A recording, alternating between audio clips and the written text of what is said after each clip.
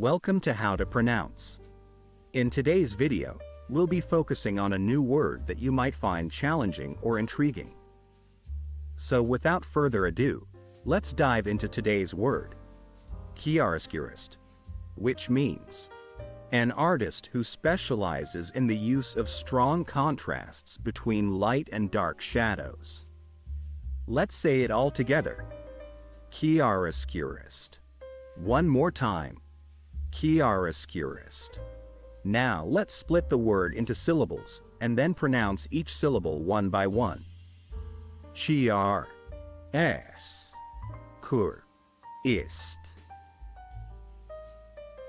Thank you for joining us on this adventure in pronunciation. Remember, language is a journey, not a destination. Keep exploring, experimenting, and expanding your linguistic horizons. We'll see you next time.